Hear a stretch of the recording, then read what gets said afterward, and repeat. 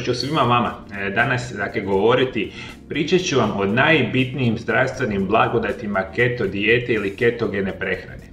I mi kada govorimo o samoj keto dijeti, to je jedan od onih režima prehrane koji ću svima vama ja preporučiti. Uz isprekidani post i keto režimi prehrane su nešto što veliki broj osoba nama definitivno potrebuje. Jer mi kada redovito konzumiramo pravilne namirnice, zapravo zašto nam i služi sama ketogena dijeta, mi ćemo imati značajni broj zdravstvenih blagodati. Ja ću vama danas samo reći one najbitnije, međutim njih ima izuzetno puno. Jer sva istraživanja, a keto dijeta je jedna od onih najistraženijih, ajmo tako reći, režima prehrane, ukazuju značajne zdravstvene blagodati za sve vas koji naravno to konzumirate. I ono prvo što ću vam reći, i to je nekako ljudima najčešće zašto uopće ulaze u ovakve režime prehrane, vam je definitivno gubitak masnih naslaga i kilograma na zdravi način.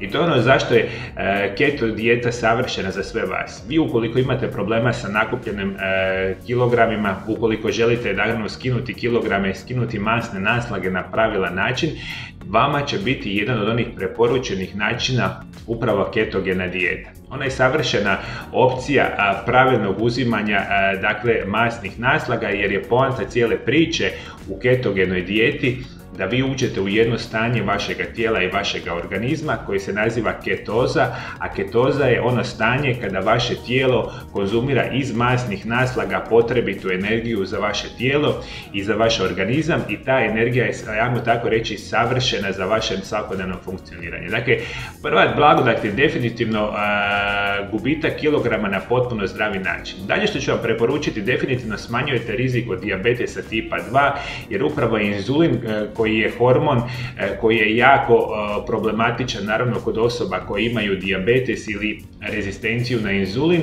a inzulin je kao takav, rekli bismo, ključan u taloženju masnih naslaga ili na kraju krajeva u pravilnom gubitku samih kilograma. Dakle, sa ketom dijetom ćete apsolutno značajno ili u potpunosti smanjiti šansu da dobijete dijabetes ili rezistenciju na inzulin, i na kraju krajeva čak i ukoliko imate ovu vrstu oboljenja, keto dijeta će vam značajno kontrolirati vaše bolesti i oboljenje, jer je poanta cijele ove priče da vaš inzulin je jako nisko u ovom režimu prehrane i vi ćete značajno regulirati ili kontrolirati sami šećer u vašoj krvi. Dalje što ću vam preporučiti, smanjujete rizik od srčanih bolesti. Ono što definitivno istraživanja pokazuju, konzumiranjem zdravih masnoća, i to ono što veliki broj osoba zapravo vas ne zna, a puno puta se pitate jer nemate uopće pravilne informacije. Rekli smo, jedno od najgorih načina ili zapravo vrste oboljenja u današnjem svijetu je nešto što se naziva ateroskleroza. Ili potencijal svega toga bude razvijanje nečega što se nazivaju krvni ugrušci. Oni su uvijek vezani uz lošu prehranu, mogu biti zapravo kritični za osobu i veliki broj osoba godišnje umire direktno odvezano uz aterosklerozu i krvne ugruške, a jedan od njih je razlog taloženje lošeg kolesterola u vašem tijelu i vašem organizmu. I to je ono što jako morate znati. Postoje dvije vrste kolesterola, ili ajmo tako reći ljudima masnoća. Imate loši kolesterol, LDL kolesterol, i imate nešto što se naziva dobri kolesterol koji se zove HDL kolesterol. I to kad konzumirate pravilne masnoće, vi ćete značajno smanjivati ovu količinu lošega kolesterola, a značajno ćete povećavati količinu nečega što se naziva dobri kolesterol. Ono značajno poboljšava funkciju živaca, zapravo krvnih žila i protok vaše krvi, i to ono što ćete vi dobiti sa ketogenom dijetom. Ješćete zdrave masnoće, imat ćete prevenciju kardiovaskularnih bolesti, krvnih ugrušaka, visokog krvnog tlaga i sl. Još jedna od onih blagodati koje ketogena dijeta pruža svima vama je antikancerogeno djelovanje. Jer ono što u suštini problema znamo, kad ljudi razvijaju tumorske mase u našemu tijelu, oni kao takvi u organizmu imaju preferirani izvor energije i zapravo kako oni rastu. I zato kad konzumirate veliku količinu ugljikohidrata, rekli smo jako puno šećera jedete, jako puno peciva, tjestenine, riže, pice, hamburgera, grickalica, sokova, alkohola, cigareta i slično, vama su to situacije kada vaše tijelo je naravno u lošoj situaciji, a specijalno kada se razvijaju tumorske mase. Jer tumorske mase vole, dakle, uzimati energiju odatle i zato one rastu. Mi kada maknemo sve to što njima na kraju krajeva paše i onda uzimamo ono što nama za naš organizam treba, to je onda što mi u našemu tijelu razvijamo antikancerogeno djelovanje. Zato ovaj režim prehrane koji se naziva ketogena dijeta, ajmo tako reći pod navodnicima, izgladnjava tumor i tumorske mase, i što nam je, ja bih rekao, savršena situacija za sve nas. I ono što mi još želim reći, borite se protiv bolesti mozga i neuroloških poremećaja, što definitivno pomažemo sa pravilnom, dakle, režimima prehrane. Imat ćemo prije svega ovako, bistrije razmišljanje, imat ćemo bolje pamćenje, imat ćemo prevenciju razvijanja neuroloških poremećaja kao što su Alzheimerova bolest, Parkinsonova bolest, dakle imat ćemo bolju memoriju. Sve ćemo to dobiti kada smo mi u onoj fazi ketoze ili same ove ketogene dijete, što nam je isto veliki plus, i definitivno ćemo živjeti dulje. Jer ovo su pravilni režimi prehrane koji nama pomažu da definitivno živimo i dulje i zdravije, i zato ja bih rekao da veliki broj nas bi preporučljivo bilo upravo konzumirati ovu vrstu zapravo dijete uz isprekidani post i keto dijeta. Ja bi vama to svima preporučio jer sva istraživanja pokazuju da će nam značajno pomoći u našem životu.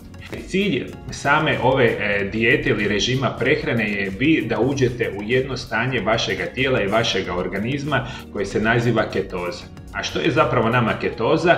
Ketoza je stanje našega tijela kada mi potrebitu energiju crpimo iz masnih naslaga u našemu tijelu i našem organizmu.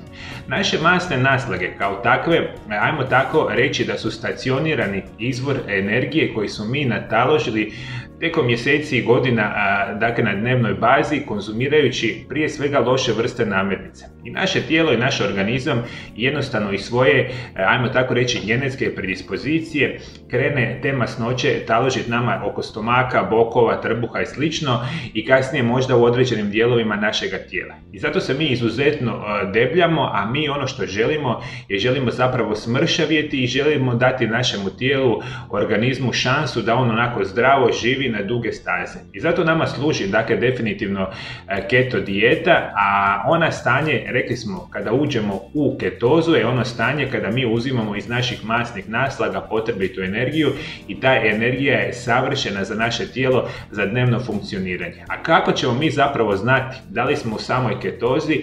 Postoji nekoliko opcija. Prva opcija nam je možda zapravo i najteža, ali se može napraviti, i ona je zapravo i najtočnija, je da se jednostavno putem krvnih pretraga odredite razinu ketona u vašemu tijelu i vašem organizmu. To se može napraviti i ukoliko to, dakle, uspijete, to vam je praktično najtočnija verzija. Međutim, veliki broj osoba jednostavno je to teško napraviti. Druga, dakle, ajmo tako reći, opcija kako ćete vi saznati da li imate ketona u vašemu tijelu, vam je putem urina. Dakle, urin kao takav provodi se u trakicama koje imaju prisustvo ketona u vašemu tijelu i vašem organizmu. Dakle, tu nam je ona lakša i jednostavnija verzija, dakle, provjere da li ste u samoj ketozi. Dakle, putem urina možete kupiti određene vrste, ajmo tako reći, trakica koje možete na dnevnoj bazi ili kod kuće naravno aplicirati i pokušate putem urina utvrditi da li ste vi u samoj ketozi. Dakle, zato nam služe određeni testovi koji su nam malo jednostavniji naravno za napraviti, i mi kada razmišljamo o samim ketonima, razina ketona u tijelu je najniža ujutro, a najviša oko ponoći, i žene razvijaju puno više ketona ili recimo više ketona od samih muškaraca, što nam isto jako bitno za reći. Dakle, ketoni su najniži ujutro, najviši su recimo oko ponoći, i rekli smo da žene u odnosu na muškarce imaju veću razinu samih ketona. Međutim, čak i te trakice u urinu koje vi uzimate ne moraju značiti 100% da ste vi u ketozi ili niste, jer nažalost moramo reći da samo 10 do 20% ukupnih ketona proizvedenih u jetri dođe u urin. Dakle, jedan manji broj ketona koji mi proizvedemo u našoj jetri završi uopće u urinu, pa postoji šansa da vi napravite test da ste vi zapravo u ketozi, a da on definitivno nama možda ne pokazuje potpunosti istinu. Dakle, to su dvije opcije. Krvne pretrage su jedno što su najsigurnije, urin tragice pokazuju najčešće da jesmo, ali u nekim šansama, kažem, možemo pokazati da i nije. I još jedna onako interesantna situacija. Ljudi kada su u ketozi imaju značajno dah koji će se osjećati kao slatkasti okus. Dakle, ako ste u ketozi i ako recimo izdahnete i onaj dah će vjerojatno biti jako slatkast ili slatkog, ajmo tako reći, mirisa.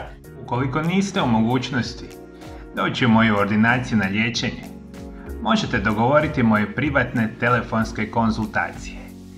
Zadnjih 15 godina savjetujem osobe iz preko 100 zemalja svijeta o najboljim prirodnim načinima liječenja. Konzultacije se rade na hrvatskom i engleskom jeziku. Ako želite saznati kako ćete izliječiti vaše bolesti prirodno i bez nuspojava, nazovite brojeve telefona koje vidite na ekranu. Pridružite se velikoj svjetskoj zajednici Mario Lab YouTube kanal, tako što ćete se dolje ispod videozapisa pretplatiti na kanal i pritisnite ikonu zvona kako biste primali obavijesti o svakom novom videozapisu.